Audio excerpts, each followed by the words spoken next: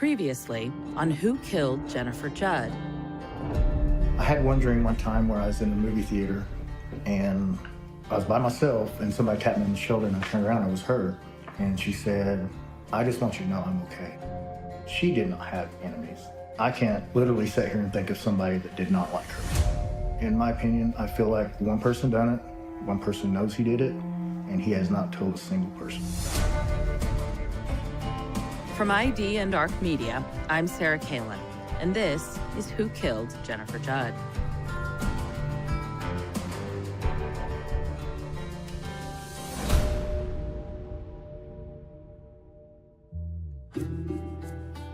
There's some things that are notes that says like not included, and I was just wondering if there were missing things.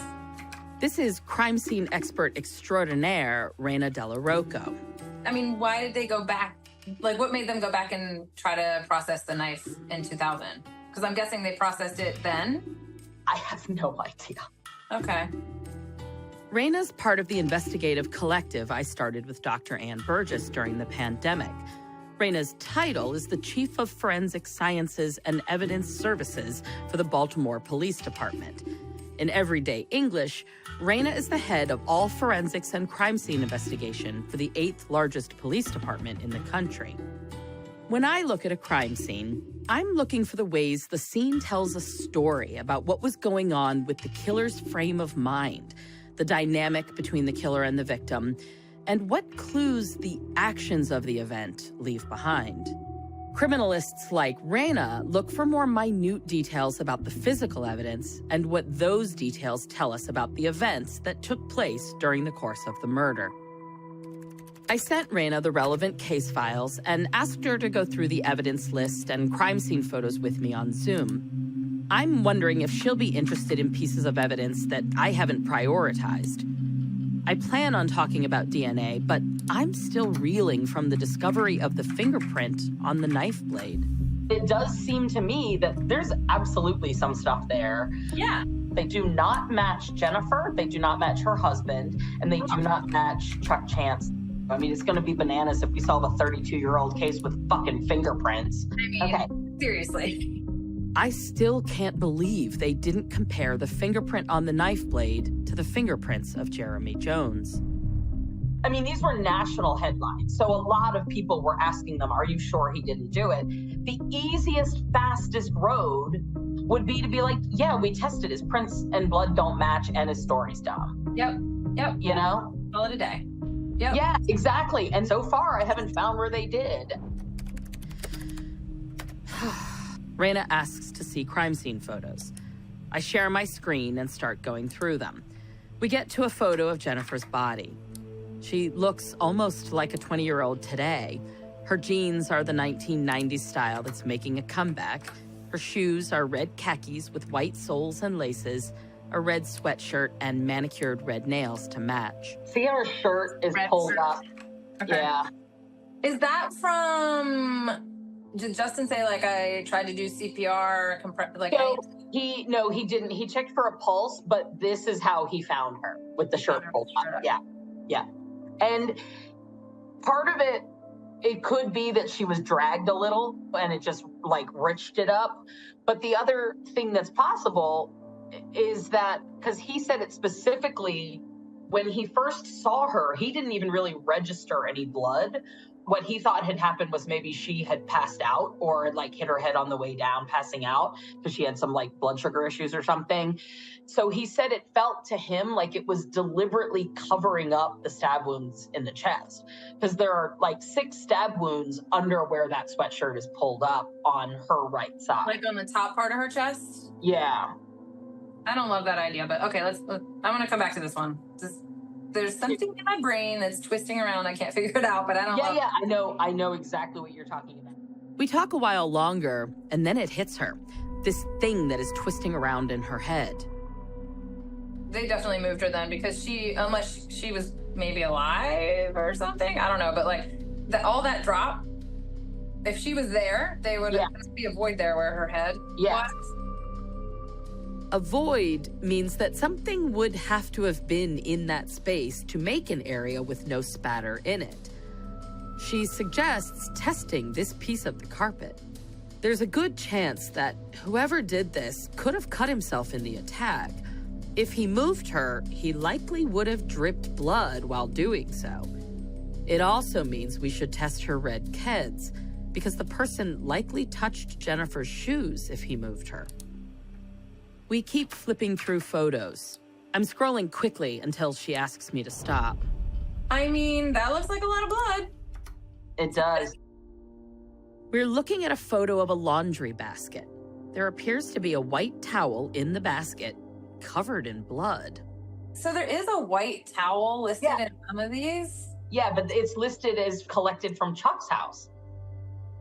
Yeah. So we know that the kitchen towel, there was a kitchen hand towel that had the blood on it. That's the one that I'm very interested in tested. So it could be that one, but I thought it was found on the floor in the kitchen by her.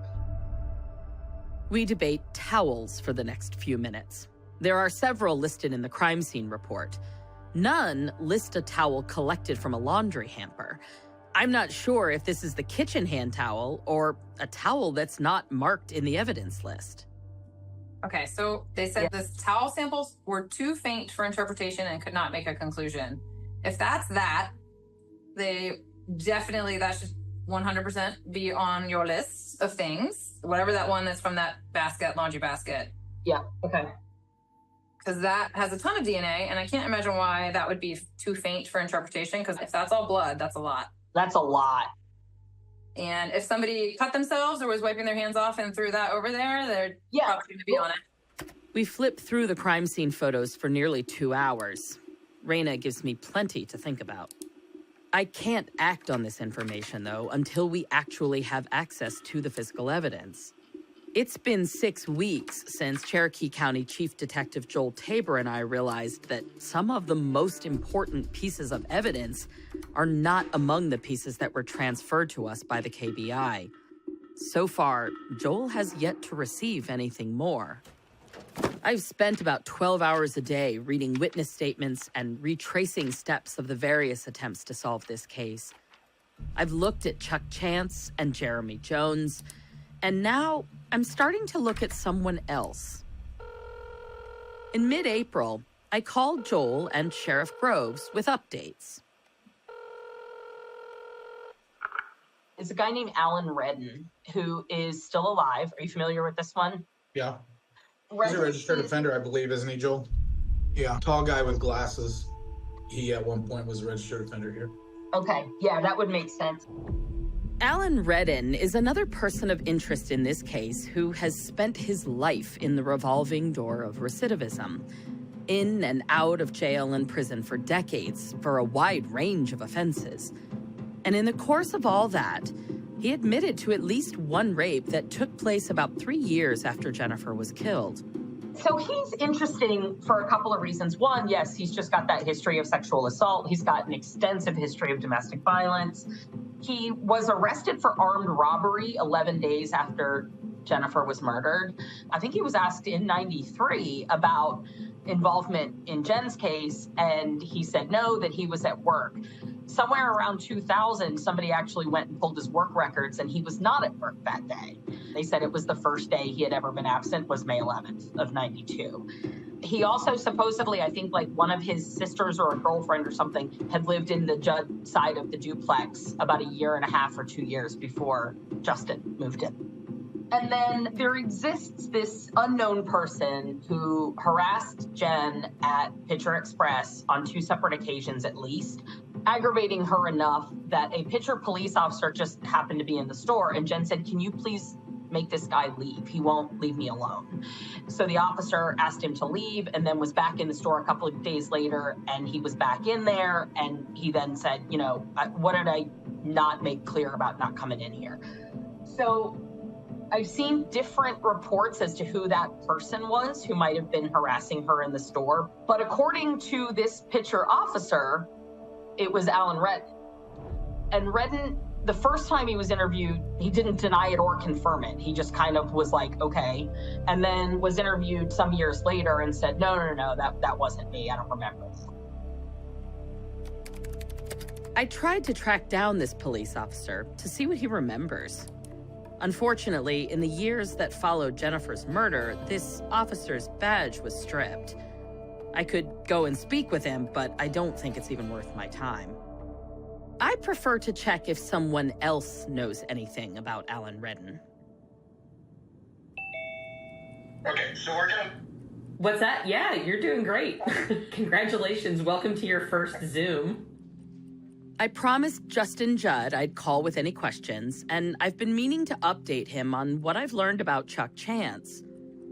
Between Chuck and Alan Redden, I have two big enough reasons to ask Justin to once again think back on the most painful time of his life. I'm going to ask him about Alan Redden. First, I want to discuss what I've learned about Chuck Chance. Did they ever talk to you about a fingerprint on the knife blade? No. So they never told you that they have usable prints on the blade of the knife? Okay. No, they didn't, but that would be real handy. You'd think, right? I can tell you that the prints excluded Chuck. Yeah, they were compared to Chuck's and they were not his. I'm not eliminating him, but it goes a long way towards, at least towards asking why they're so sure that it's him when they compared this and he was eliminated. All of that being said, he does have a 23-minute window of time that is unaccounted for, and unfortunately, the time of death falls in that window of time. I'm still going through it, but I would say that if the mixed blood sample on the hand towel also comes back excluding him, we're probably gonna say that it wasn't him. But I don't know yet because obviously we've got to send that blood out. Justin looks at the screen with a blank expression. He doesn't respond. I reiterate that we aren't ruling Chuck out, but I am getting closer to doing so. I think one of the key pieces of evidence will be that towel Rana DellaRocco and I noticed when we reviewed crime scene photos. It's a white towel in a laundry basket and appears to be covered in blood. It's visible in the photographs. It's not like sopping, but it's like clear that somebody has wiped their hands or wiped a knife or wiped something on it and gotten blood all over it. So I am positive that if that towel exists, we're going to at least get something off of it, no matter how it was stored. So that's going to be a key one too. Do you know about the red paint? No. Okay. For some reason, she painted all the insides of the cabinets underneath the sink and stuff, and she painted it all blood red, pretty much. Okay. So it might be paint on that towel. Interesting. Interesting. That's the best I can come up with at that moment. Justin has just all but dashed my hopes that I'd found a highly valuable, untested piece of evidence. It's fine. It's fine. I'm used to the roller coaster of new hope and hopes dashed. That's how these cases go. I promised Justin complete transparency, so I feel like I have to tell him the prints on the knife blade are not the only reason I'm starting to move away from Chuck as the primary suspect. One of the things I struggle with Chuck is that there doesn't appear to be a motive. Motive can be a very slippery thing when it comes to any murder, but especially to one between two people who know each other. I have, heard, I don't know whether it's been into evidence or anything, that he was always up there trying to get her to go out with him. Did Jennifer ever talk to you about Chuck shoving her at the store at Pitcher Express? It's muffled, but Justin says no. Jennifer never mentioned this to him. Because this is one of the things that brings me back to looking at him. If something like that would have happened, it would have been bad. I mean, he and I would have probably fought, and we wouldn't have been talking or anything. Actually, if she told me this may never even happen, I know what he means. Jennifer's instinct was right. Had she told Justin that Chuck had shoved her, Justin likely would have gone after Chuck. And in Justin's eyes, that means Chuck would have been out of their lives from that point on. Chuck would never have had a chance to go after Jennifer. Even after hearing that the prints on the knife do not match Chuck, Justin remains convinced that Chuck killed Jennifer. I am less so. Regardless, it breaks my heart that Jennifer didn't feel comfortable telling Justin what happened between her and Chuck at the Pitcher Express. That she didn't think she could tell him that Chuck pushed her because she was afraid that Justin would react by hurting Chuck. After telling Justin this and hearing his reaction, I understand Jennifer's hesitation. Still, it breaks my heart. I sense that Justin and I might go in circles on Chuck Chance. If Chuck didn't kill Jennifer, my heart also breaks for the way suspicion destroyed Chuck's life. The only way to rule him out with certainty will be to confirm my suspicions about other suspects. Speaking of... Do you or did you know a guy named Alan Redden? I know of Alan Redden, but if I was to pick him out in a group of people, I probably wouldn't be able to. Okay. I just know of him. In an interview with him, he claims to have known you, but only kind of peripherally through your parents. Like your parents were friends with his family. I think he's from Pitcher, Dad's from Pitcher, so probably so. Alan Redden is indeed from Pitcher, Oklahoma, the town where Justin Judd's dad grew up and where Jennifer Judd grew up. His family moved to the region from Sacramento in the heydays of the mining industry's dominance. One of Alan's brothers worked in the ministry, another worked at a plant with Bobby Judd. Alan himself bounced around between jobs a bit, and a few weeks prior to Jennifer's murder, had begun working at a heavy machinery manufacturer called Wysita. If you ask around the area, you'll learn that at some point in their lives, almost everyone worked at Wysita. Okay, but you don't, like, there's nothing about him that jumps out at you? This was not somebody you were hanging out with at the time? No. Okay. No. Because they looked at him pretty closely, and I can't really see when or why they ruled him out, and I'm not sure that he should be. He had a history of sexual assault, he had a history of physical assault on women, and he flat out denies any involvement in this. Yeah. But he had been to the duplex before. Really? So if you can think of more about him, or if your parents have any idea who he was or why he might have been, you know, have had some knowledge about the apartment, that would be great. Oh, yeah, Alan Redden wasn't at work that day either. They went and got his work records, and they asked him, they said, oh, where were you? And he said, oh, I would have been at work. So they went and pulled his work records, and work said, nope, he wasn't here. That's a huge mark right there. I mean, the good news is that there is stuff to work with here, that this is not a dead end. This is not a brick wall. I promised Justin I'll call him again as soon as I know more about the evidence, Alan Redden, or anyone else.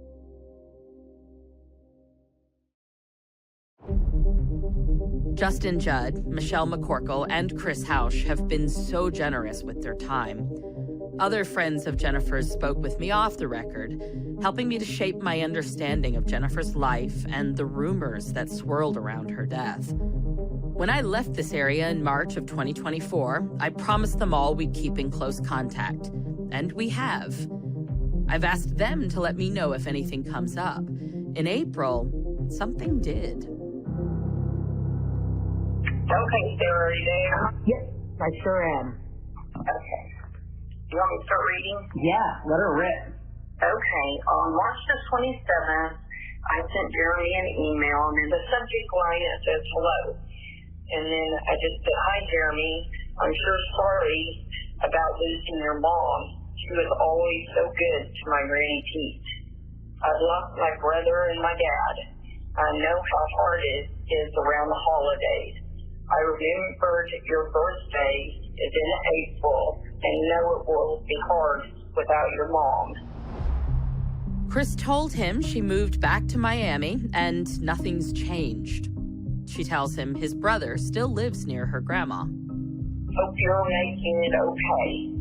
Chris Hausch. Jones responded as though they'd never lost touch. He wrote, all is good, glad to hear from you. I'm sorry about what my brother did. He struggles with addiction, and when my dad was still alive, he told me that your mom had tried helping him, giving him odd jobs around her house, and my dad said my brother screwed that up by stealing electric from your mom. Again, I am sorry for how my brother did your family. God bless you. Good to hear from you. Sincerely, Jeremy. Okay. Yeah, and he still cares what you think. This is the first exchange. They have had several since. This one I sent is on April 16th. Subject header, hello. She tells Jeremy that her brother died in a drunk driving accident. She tells him about her husband and says her parents divorced. I think I caught you up on things going on here. How's your life there? Are you okay? And that last one was just a couple days ago, right? Yeah. Okay. Yeah, I mean, I think it's huge, to be honest. Getting Jeremy Jones talking to anyone is potentially a huge deal for more than a dozen cases.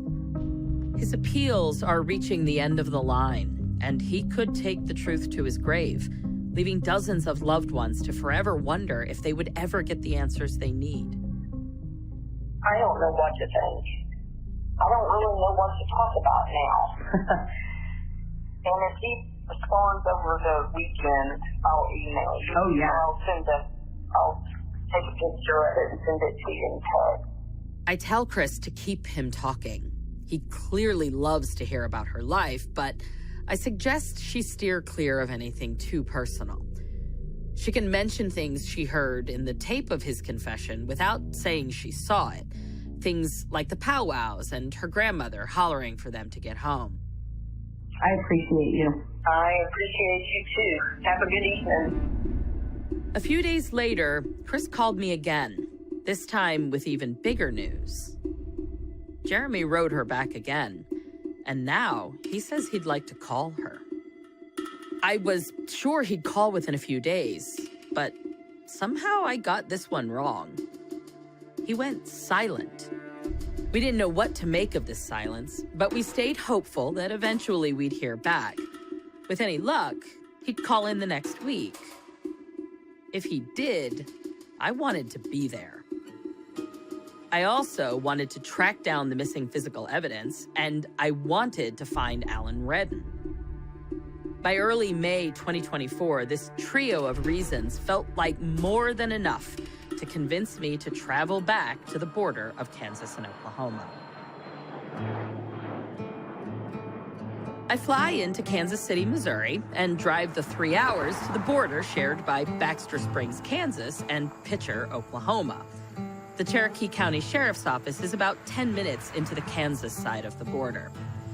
A few things have changed in the 2 months since I last visited. Sheriff David Groves announced he is retiring and taking a new job in the private sector.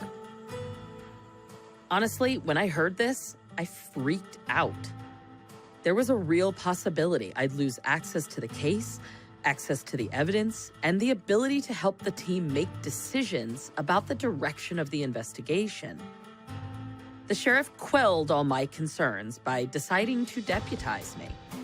That means I am now officially working on behalf of the Cherokee County Sheriff's Office, and my role in the investigation will remain on firm footing. We're still trying to track down several key pieces of evidence. Initially, we believed they were at the Baxter Springs Police Headquarters. There seems to have been questions over whether we were looking for case files or actual evidence. The Baxter Springs Police Department is fully cooperating with us, but for various reasons, we have not yet located the actual items. The KBI might have them at the KBI lab, and we're trying to figure that out. We'll try to find them before I leave town. Regardless, we're going to send something to the DNA testing lab by the end of the week. But evidence is not the only reason I'm back in this region of the country. The other, of course, is to track down Alan Redden. Once I settle back in and my files are organized, the sheriff, Joel, and I gather in the conference room to talk through what we know about Redden. By complete chance, or perhaps because this is how everything goes in this area, when I mentioned Redden's name to Detective Leslie Bissell, Leslie laughed. Leslie Bissell was Leslie Redden until she got married. Alan is one of Leslie's first cousins. So I asked her to see if she can find out where he is. Not necessarily to make the ask, but then I'll make the ask. Yeah. Alan Redden has a fairly long record of offenses, the most serious of which is a first-degree rape conviction in December 1995. The rape charge here, is this a Kansas charge? No, Okay. Oklahoma City, I think. Okay, so we probably don't have access to the details of the case. I'd just love to see if there's a knife involved. He's a registered offender. He's got to be on somebody's list. Yeah. He used to be one for us. I don't know where he moved to. The sheriff is saying Alan Redden was a registered sex offender in Cherokee County, Kansas, when he lived here. Registered offenders must re-register every year. Redden stopped registering in 2018, which means he moved elsewhere. So we may be able to get an address. Actually, what are you doing? Go to Offender Watch and just see or type in Alan Redden sex offender or whatever. Joel is a few steps ahead of us. He tells us Redden moved to Oklahoma, or maybe it was Missouri. He can't seem to figure out which address Redden is currently using. And then... He's got a warrant. Ooh. Delaware County for possession of stolen property. What the hell? Oh. He got here in 2019. Oh, let's go get him. What this means for us is that we have a bit of leverage in gaining his cooperation. Even a misdemeanor warrant like this can be a real pain to deal with. Being right on the state line like this is useful because it gives us multiple avenues to find these types of incentives. This is more than I'd let myself hope would happen today. We break for lunch. An hour later, happily full of chips, salsa, and the best guacamole ever, I walk into the conference room and find Joel sitting at the long oval table, papers spread out in front of him. Rape and stabbing. That's going to be nuts if that's the suspect. Wait, Redden. holy shit. I'd asked Joel to find out if there was a knife involved in Redden's 1995 conviction. I asked on a hunch. I'm very encouraged by what I'm hearing. This right here is advised stabbing. I went downstairs. If you go any further, it's talking about her. She got raped too. This is huge. This conviction is in 1995.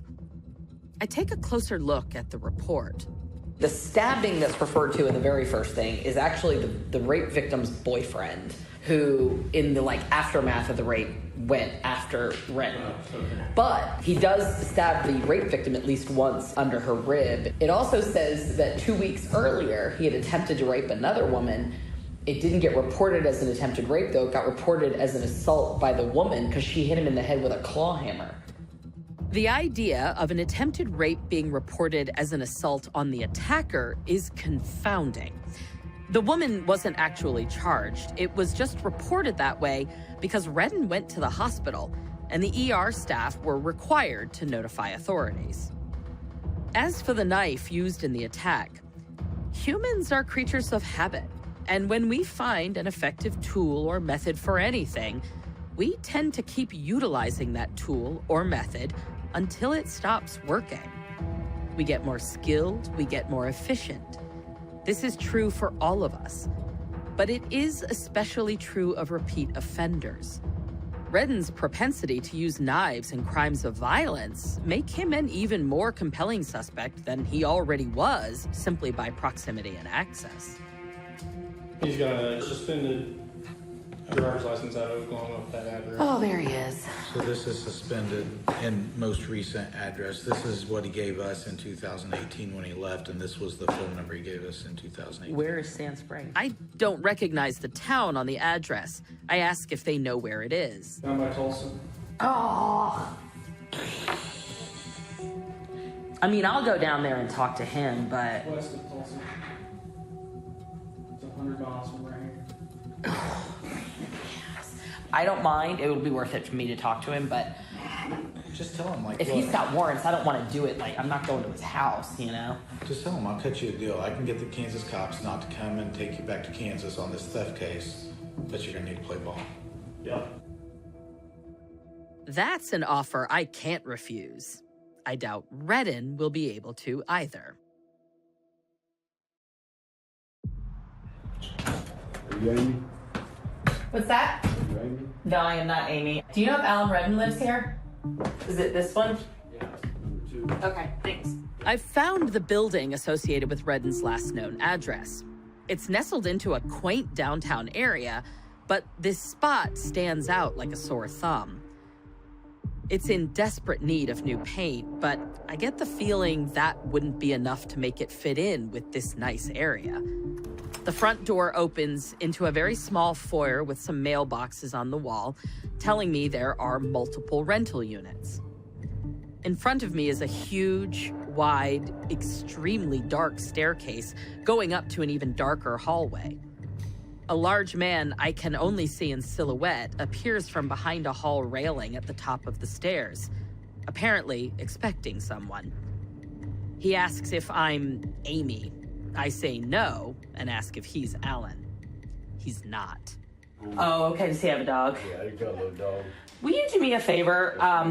Will you let him know? I'm with the Cherokee County Sheriff's Office up in Kansas. Right. He is not in trouble. And that's sort of the first thing, obviously, to let him know.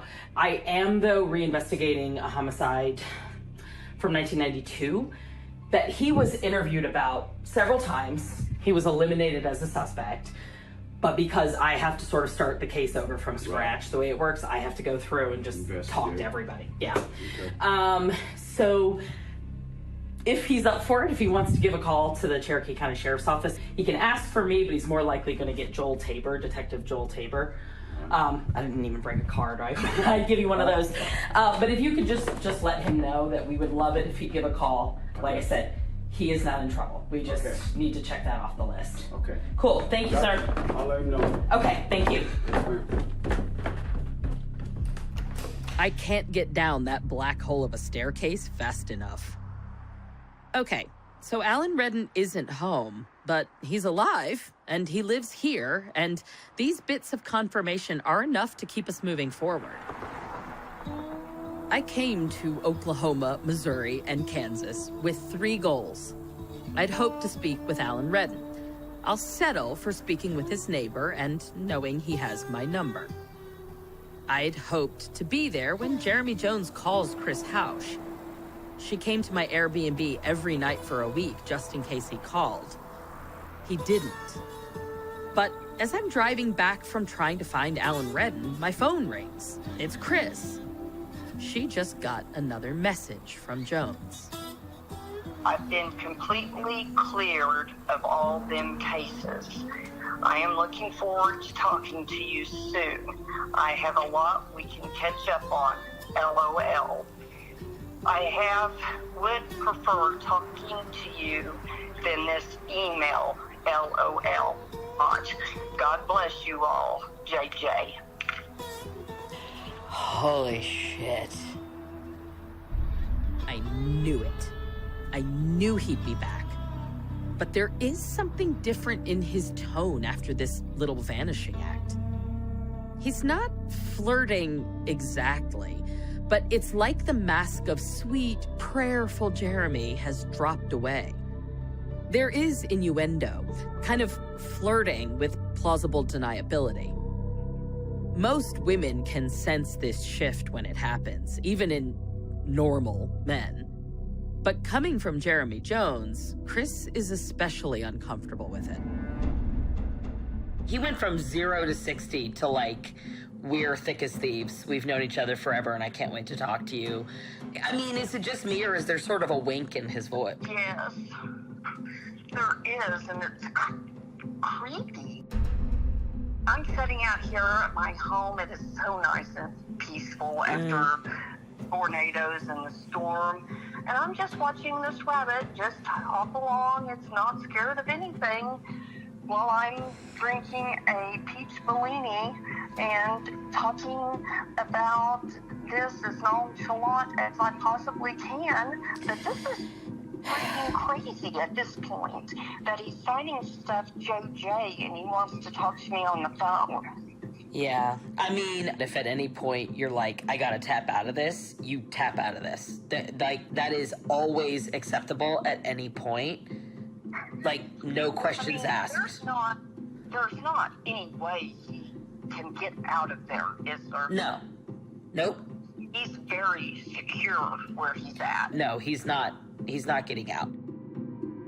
Assured that he can never get out, she says again that she'll take his call if he calls. All I can hope is that he follows through with this. If we can get him to keep inching closer to being his true self with Chris, at some point he may begin to open up about things that really matter. The third reason I came here is because I'd hoped we'd get all of the physical evidence in our custody. We don't have it yet, but on my last day in town, at least for now, we decide to package up some things we do have in custody that potentially have suspect DNA on them and ship it out to California to a lab I've worked with many times before.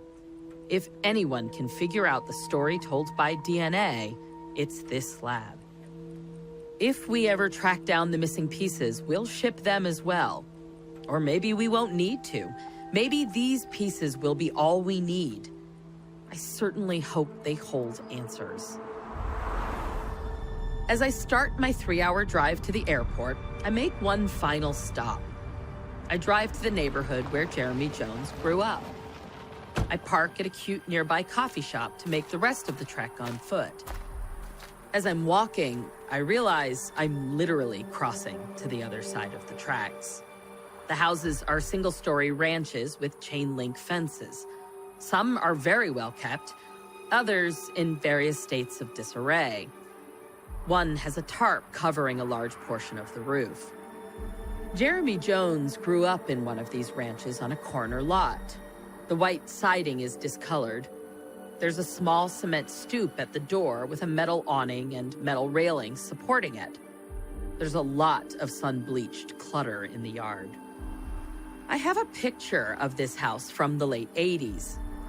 Jones is young, standing in front and smiling for a camera alongside his stepfather and his younger brother.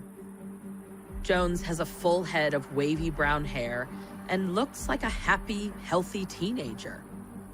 It looks like a nice home in that photo. Today, it is in desperate need of repair. I think about all the rumors about Jones's childhood and how they shaped him. It's so hard to reconcile the dark stories of abuse and pain with that family photo. Somehow the state of the home today makes it seem more possible. But I also know from decades in this work, pretty houses and happy pictures don't mean a damn thing. I don't stand there long. Honestly, I obviously don't belong, and I don't feel particularly safe. As I walk back to the car, I think about the many ways Jones has tormented this little pocket of the country since his teenage years. In his confessions, he claims to have also carried out a double murder in the area in 1996, 4 years after killing Jennifer. Another double murder the year after that, and then 5 more in 1999. If Jennifer Judd was the first person Jeremy Jones killed, this 1996 case would be the first sign of escalation in his degree of violence. On the other hand, it's possible the details of the other case will reveal that Jones had nothing to do with Jennifer's death. It may take time to hear back from Alan Redden, to wait for Jeremy Jones to call Chris, and for the lab in California to test the physical evidence in Jennifer's case. I've never been all that good at waiting. Instead, I've decided it's time to look at Jones's other confessions, to understand what secrets they might hold to the truth of who killed Jennifer Judd. Next time on Who Killed Jennifer Judd. My mom had heard on the news that there had been a trailer fire and they had found 2 bodies in it. And my mom said that she just had this sick feeling that it was my sister. Paul Birch called, identified himself, and told me that Jeremy had confessed. And of course I had a million questions and was also speechless at the same time. I mean, was this a new high for him? Was this, money? Was this drugs? Was this trying to make a name for himself in the whole drug world, Who Killed Jennifer Judd is produced by ARC Media for ID. You can follow our show wherever you get your podcasts. We'd love it if you could take a second to leave us a 5-star review on Apple Podcasts.